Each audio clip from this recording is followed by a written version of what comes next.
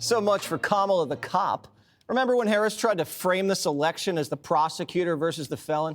Well, Harris just had a golden opportunity to back a tough-on-crime ballot measure in California that would roll back the wild, wild west smash-and-grab insanity that's destroyed her home state. And here's what you did. How did you vote on Prop 36? So my ballot is on its way to California, and I'm going to trust the system that it will arrive there.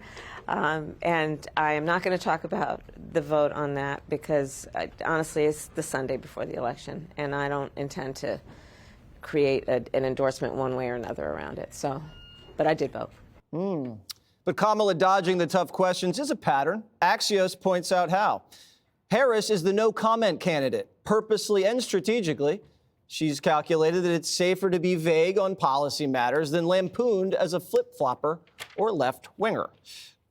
Dana, I mean, this just symbolizes the entire Harris campaign. It reminds me of when I worked for the Department of Justice for 9 months, and I learned 101 ways to say no comment. And it was very useful as a spokesperson. And it's a terrible habit in a candidate. You expect your commander-in-chief to have opinions and to be able to articulate them, even if they're different from what you had when you were a prosecutor in that state. So this basically is asking California, do you want to make shoplifting illegal again? And 73% of Californians are likely to support this when it's on the ballot. So why can't you just be for what's going to happen?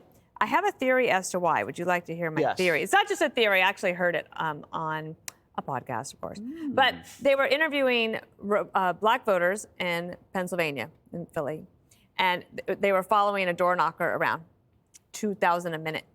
And she was knocking on doors, and several of the people that she was talking to, many of them men, equated Kamala Harris as a prosecutor to being a cop. And I don't know whether the margins in Pennsylvania are so tight and she's so worried about this idea that she's being considered a cop, so maybe the black guys are going to come out and vote for her. That's perhaps one of the reasons that she's unwilling to try to do this. I'm just trying to think of, why would you not want to take a position? And then to say that it's because it's a Sunday before Election Day, no, exactly. Yeah, right. That's when you tell people what you're thinking if you want this position. But she's also, Judge, admitting she doesn't want to say anything that could affect the election. That's hogwash, okay? First of all, you've got to understand the reason California is in this mess is because she wrote the title to Proposition 47, which is what reduced certain drugs and shoplifting in certain amounts from a felony to a misdemeanor. What Prop now 36 does is it elevates shopkeeping, especially shoplifting, I should say, especially several of them, to a felony, which is not allowed now. But based upon when she was Attorney General 10 years ago in 2014, when she wrote the title for the Proposition 47, she's the reason that people voted for it, because they thought it was a law enforcement focused, tough on crime proposition. It was just the opposite. And so she's the reason for that proposition that put California in a decline for 10 years, has the highest number of homeless people in the country, and crime coming out of every street corner. Now, right now, when she says it's a Sunday before an election, what the hell's that got to do with anything? Nothing. The other reason is maybe she doesn't understand it or remember it, or maybe she is not a real prosecutor. Hello, I've been saying this. This is a woman who bailed people out on the Minnesota Bail Fund, who were criminals, who were committing violent crimes. So she doesn't want to put her finger on the scale and say, look, this is for the benefit of people in California if they want to fight crime, if they want to make sure that these cases are prosecuted. So, she is responsible for half the problem, and she doesn't have the backbone to admit it. Is the word you're looking for, yes. Correct. Do you think she's being told not to say anything, or do you just think that she's taken it upon herself, Jessica, to just be vague about pretty much everything?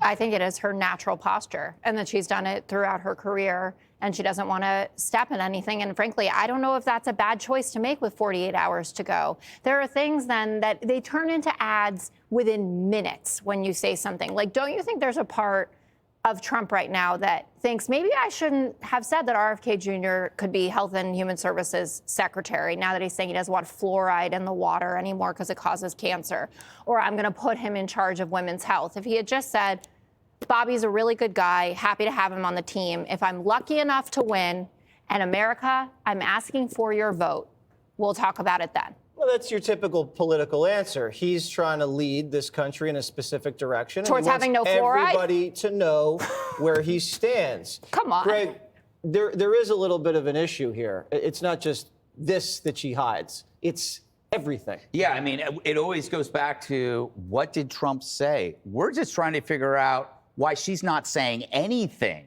You know, Trump's sin is that, yeah, he talks a lot, but directionally, you get the information and the substance. You don't get jack from her.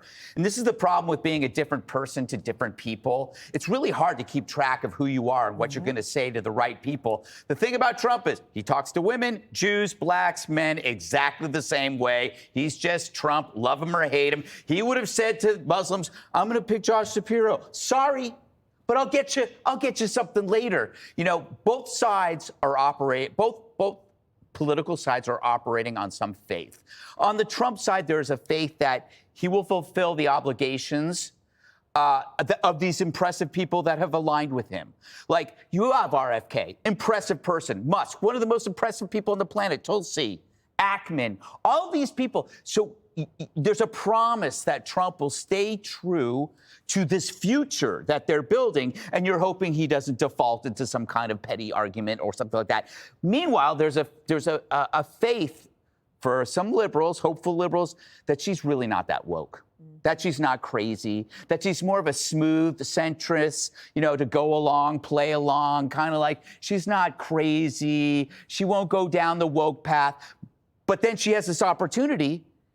There is no evidence that she's a centrist. There's no evidence that she's safe. She didn't want to scare the criminal crowd. Yeah. Who was she afraid of? Who was she worried about upsetting? The Soros-funded DAs? I mean, she could have just said, you know what?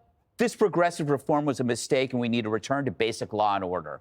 She can't say that. She couldn't even say that she didn't want to criminal transgenders to have surgery. She couldn't even say that. She is like, you know, I watch a lot of Dateline. She's like the wife who hopes the latest husband doesn't look at her previous relationships and notice that all the spouses mysteriously died while hiking. Greg's always said, if you want to kill your spouse, take her hiking. Exactly. I learned that the hard way. And that's the moral of this story. Yeah. Click here to subscribe to the Fox News YouTube page to catch our hottest interviews and most compelling analysis. You won't get it anywhere else.